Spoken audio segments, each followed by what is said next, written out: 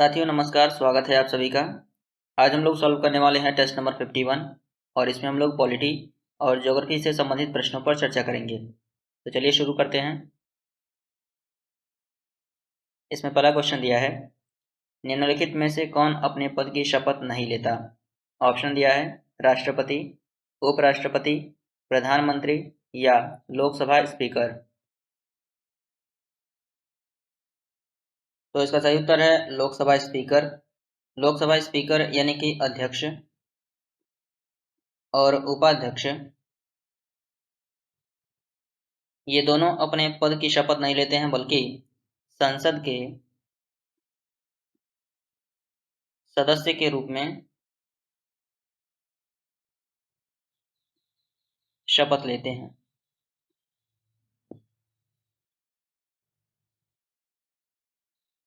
आगे देखेंगे, लोकसभा स्पीकर यानी कि अध्यक्ष और उपाध्यक्ष अपने पद की शपथ नहीं लेते हैं। यह संसद सदस्य के रूप में पहले ही शपथ ले लिए रहते हैं। भारतीय संविधान के अनुच्छेद 93 में लोकसभा अध्यक्ष और उपाध्यक्ष का उल्लेख किया गया है। अगला प्रश्न देखेंगे, निम्नलिखित में से कौन सी नदी एशिया से संबंधित नहीं है। ऑप्शन दिया है लोबनोर, आमूर, नाइजर या टिग्रिस। तो इसमें से नाइजर नदी एशिया से संबंधित नहीं है बल्कि यह अफ्रीका महाद्वीप की एक नदी है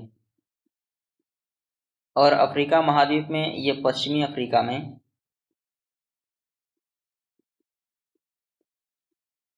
फूटा जलान पठार से निकलती है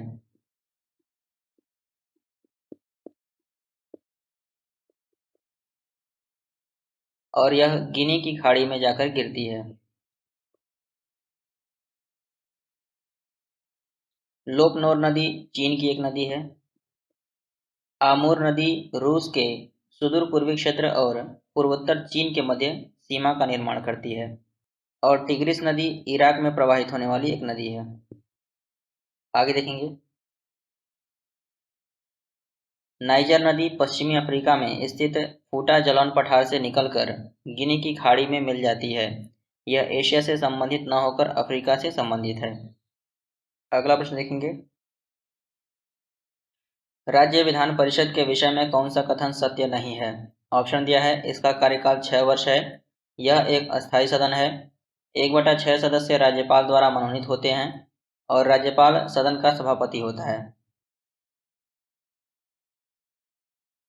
तो इसका सही उत्तर डी है, राज्यपाल सदन का सभापति नहीं होता है। आर्टिकल 169 में राज्य विधान परिषद के सृजन और विघटन का उल्लेख किया गया है।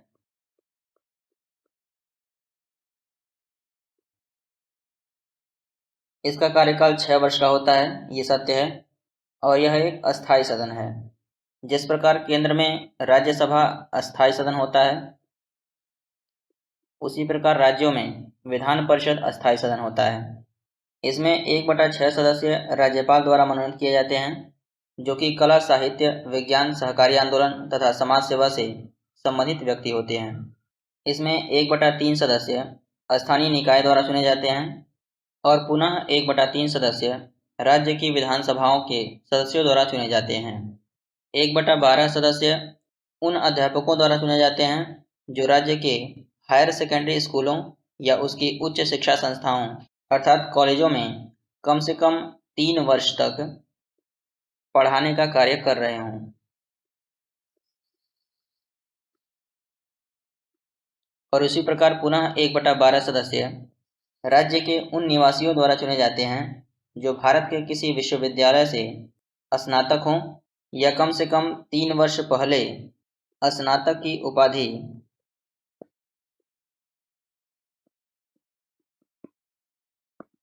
उत्तीर्ण की हो। तो इस प्रकार राज्य विधान परिषदों के सदस्यों की नियुक्ति होती है। अगला प्रश्न देखेंगे, कथन दिया है दिल्ली और आगरा के मध्य वर्ष के अधिकांश समय में यमुना नदी मृत हो जाती है और कारण दिया है कि यमुना असतत वाहिनी नदी है। नीचे दिए गए कूट की सहायता से सही उत्तर का चयन करना है। तो इसमें कारण कह रहा है कि यमुना असतत वाहिनी नदी है, जो कि गलत है। यमुना एक सतत वाहिनी नदी है। सतत वाहिनी होने का अर्थ यह है कि इसमें वर्ष भर जल रहता है। और कथन कह रहा है कि दिल्ली और आगरा के मध्य वर्ष के अधिकांश समय में यमुना नदी मृत हो जाती है। तो यह सत्य है। दिल्ली और आगरा के मध्य यमुना में प्रदूषण होने के कारण इसमें वर्ष के अधिकांश समय में जल की मात्रा कम हो जाती है। तो इस प्रकार हमारा कथन सही हो जाएगा और कारण गलत हो जाएगा। आगे देखेंगे। यमुना एक सतत वाहिनी नदी है। इसका उद्गम यमुनोत्री ग्लेशियर है। दिल्ली और आगरा के मध्य अधिकांश समय में यमुना नदी के मृत हो जाने का कारण प्रदूषण है। अगला प्रश्न देखेंगे। निम्नलिखित समूह में कौन सा पूर्व से पश्चिम दिशा की ओर पर्वत शिखरों का सही क्रम है? ऑप्शन दिया है Everest, Kanchenjunga, Annapurna, Dhaulagiri. Kanchenjunga, Everest, Annapurna, Dhaulagiri. Kanchenjunga, Dhaulagiri, Annapurna, Everest, या एवरेस्ट, कंचनजंगा, धौलागिरी, अन्नपूर्णा। तो इन पर्वत शिखरों को यदि हम मैप में देखें तो इसमें से एक पर्वत शिखर भारत में है। और भारत में कहाँ? तो सिक्किम में है। सिक्किम में स्थित पर्वत शिखर का नाम है कंचनजंगा। उसके बाद नेपाल में अवस्थित एक पर्वत शिखर है जो कि विश्व का सबसे ऊंचा पर्वत शिखर है और उसका नाम है एवरेस्ट। उसके बाद अन्नपूर्णा आता है।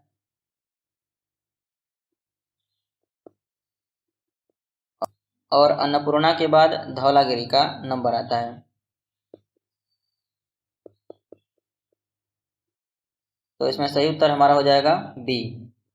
कंचनजंगा की ऊंचाई 8,586 मीटर है। एवरेस्ट सभी को पता है 8,848.86 मीटर है। अन्नपूर्णा की ऊंचाई 8,091 मीटर है। और धौलागिरी की ऊंचाई 8,167 मीटर है। अगला प्रश्न देखेंगे। संविधान में संशोधन की पहल की जा सकती है। ऑप्शन दिया है केवल लोकसभा में, केवल राज्यसभा में, केवल राज्य विधानसभाओं में, या संसद के किसी एक सदन में। तो इसका सही उत्तर डी है, संसद के किसी एक सदन में। संविधान में संशोधन की पहल संसद के किसी एक सदन में की जा सकती है और इसका उल्लेख आर्टिकल 368(2) में किया गया है। आगे देखेंगे। भारत के संविधान में संशोधन की प्रक्रिया को संसद के किसी भी एक सदन में आरंभ किया जा सकता है। इसका उल्लेख संविधान के अनुच्छेद 368(2) में किया गया है। किंतु संशोधन की प्रक्रिया के लिए दोनों सदनों के सदस्यों के बहुमत की आवश्यकता होती है। मतदान की दशा में प्रत्येक सदन में उपस्थित सदस्यों की संख्या के 2/3 द्वारा संशोधन प्रस्ताव की स्वीकृति अनिवार्य होती है। भारत के संविधान में संशोधन की प्रक्रिया को दक्षिण अफ्रीका के संविधान से लिया गया है। अगला प्रश्न देखेंगे। सूची 1 को सूची 2 के साथ सुमेलित करना है और नीचे दिए गए कूट की सहायता से सही उत्तर का चयन करना है। सूची 1 में नगर का नाम दिया है और सूची 2 में समीपवर्ती नदी का नाम। तो इसमें बैतूल नगर जो कि मध्य प्रदेश में है और यह ताप्ती नदी के किनारे अवस्थित है। जगदलपुर जो कि छत्तीसगढ़ में है और यह इंद्रावती नदी के किनारे है। जबलपुर जो कि मध्य प्रदेश में ही है और यह नर्मदा नदी के किनारे अवस्थित है। और उज्जैन क्षिप्रा नदी के किनारे है। तो इसका सही उत्तर है 4, 1, 2 और 3। इसमें सही विकल्प कौन सा होगा? तो बी हो जाएगा। आगे देखेंगे। भारतीय संविधान में मौलिक कर्तव्यों का विचार लिया गया है। ऑप्शन दिया है अमेरिका के संविधान से, ब्रिटिश संविधान से, रूस या पूर्व सोवियत संघ के संविधान से, या फ्रांस के संविधान से। तो यह सभी को पता है कि पूर्व सोवियत संघ के संविधान से लिया गया है। मौलिक कर्तव्यों का उल्लेख भारतीय संविधान के अनुच्छेद 51(a) में किया गया है और यह मूल संविधान में नहीं थे बल्कि इन्हें 42वें संविधान संशोधन 1976 द्वारा सरदार स्वर्ण सिंह समिति की सिफारिश के आधार पर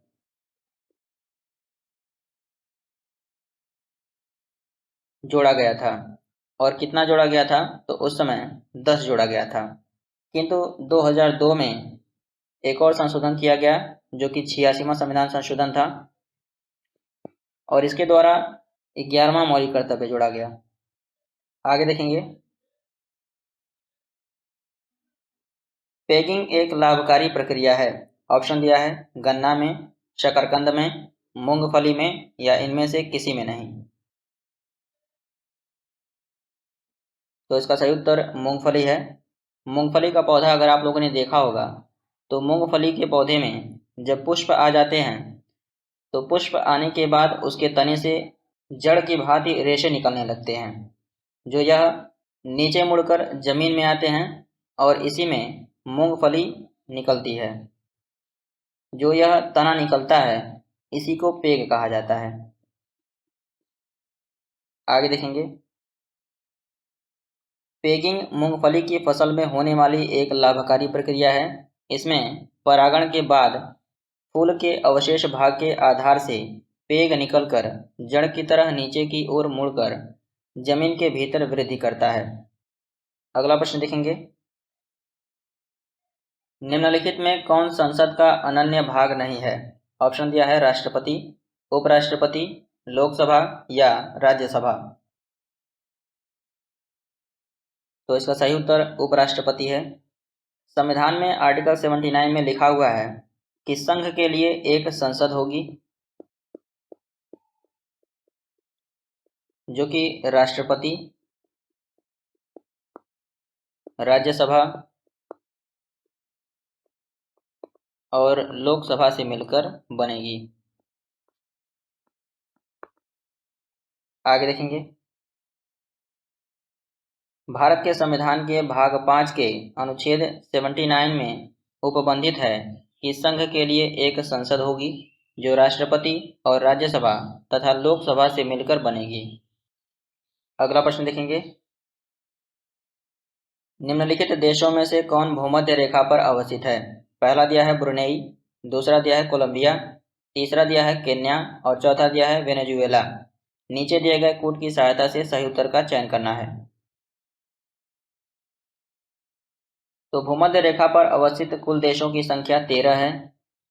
इन 13 देशों में से दक्षिण अमेरिका महाद्वीप से 3 देश आते हैं, जिसमें से पहला है इक्वाडोर, दूसरा है कोलंबिया और तीसरा है ब्राजील। अफ्रीका महाद्वीप के 7 देश भूमध्य रेखा पर अवस्थित हैं, जिसमें से पहला है गैबन, दूसरा है कांगो, तीसरा है कांगो गणराज्य और चौथा है युगांडा, पांचवा है केन्या, छठवां है सोमालिया और सातवां है साओ टोम और प्रिंसिप। एशिया महाद्वीप से 2 देश आते हैं, जिसमें से पहला है मालदीव और दूसरा है इंडोनेशिया। तो इसका सही उत्तर है 2 और 3, कोलंबिया और केन्या। इसमें सही विकल्प बी हो जाएगा। आगे देखेंगे। भारत के संविधान के अंतर्गत कौन सा अनुच्छेद कारखानों में बालकों के नियोजन का प्रतिषेध करता है? अनुच्छेद 19, अनुच्छेद 17, अनुच्छेद 23 या अनुच्छेद 24। तो इसमें अनुच्छेद 19 में वाक और अभिव्यक्ति की स्वतंत्रता का उल्लेख है।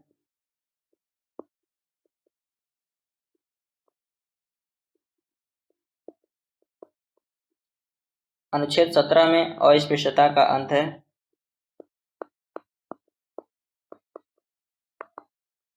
अनुच्छेद 23 में मानव दुर्व्यापार और बलात् श्रम का प्रतिषेध है।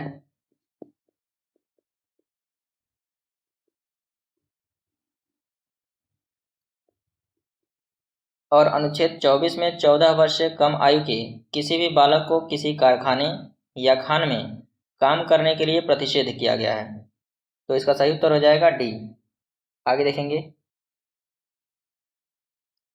संविधान के अनुच्छेद 24 के अनुसार 14 वर्ष से कम आयु के किसी बालक को किसी कारखाने या खान में काम करने के लिए नियोजित नहीं किया जाएगा या किसी अन्य परिसंकटमय नियोजन में नहीं लगाया जाएगा। अगला प्रश्न देखेंगे। सूची 1 को सूची 2 के साथ सम्मिलित करना है और नीचे दिए गए कूट की सहायता से सही उत्तर का चयन करना है। सूची 1 में पर्वत का नाम दिया है और सूची 2 में देश का नाम।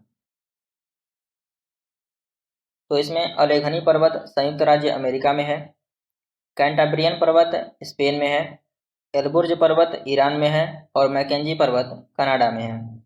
तो इसका सही उत्तर हो जाएगा 4, 3, 2 और 1। इसमें सही विकल्प ए हो जाएगा। आगे देखेंगे।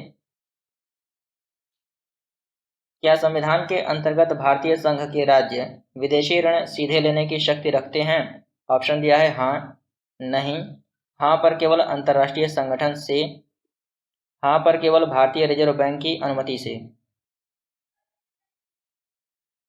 तो इसका उत्तर है बी, नहीं।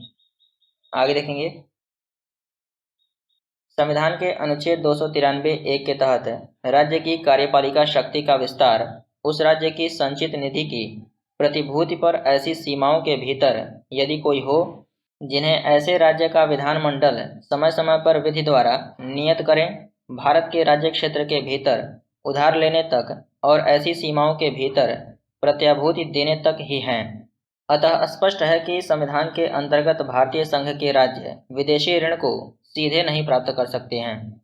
राज्यों द्वारा विदेशी ऋण संघ सरकार के माध्यम से ही प्राप्त किया जा सकता है।